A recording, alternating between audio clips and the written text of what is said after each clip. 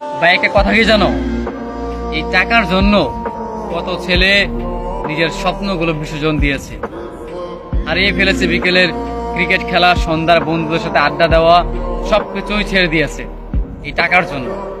টাকার জন্য প্রতিটা ছেলে নিজের ক্যারিয়ারটাকে এলোমেলো করে দিয়েছে।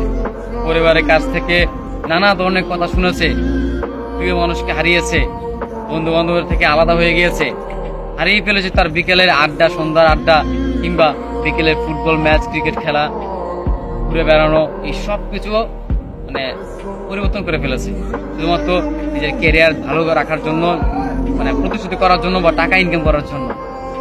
আসলে সময়ের সাথে সাথে সেই ছেলেটা পাল্টে গিয়েছে। যেই ছেলেটা একটা সময় ক্রিকেটে আসক্ত ছিল, যেই ছেলেটা একটা সময় কোনো একটা মেয়েকে ভালোবাসতো, যেই ছেলেটা একটা সময় সবসময় বন্ধুদের নিয়ে আড্ডায় থাকতো, ঘুরে বেড়াতো, আজকে টাকার জন্য সে তার পরিস্থিতি পাল্টিয়ে নিয়েছে।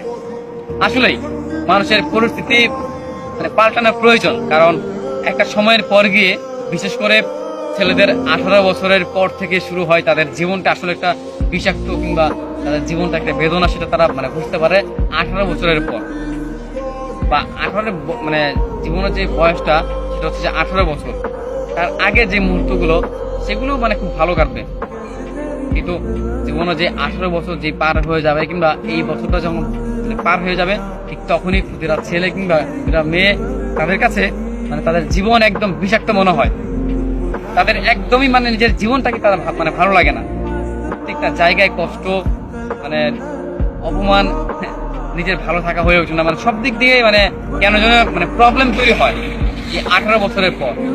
আর বিশেষ করে ছেলেদের, এটা ছেলেরা এই টাকা যদি উপার্জন করতে না পারে, কিংবা নিজের ক্যারিয়ার যদি উজ্জ্বল করতে না পারে, তবে তার কোথাও দাম নেই।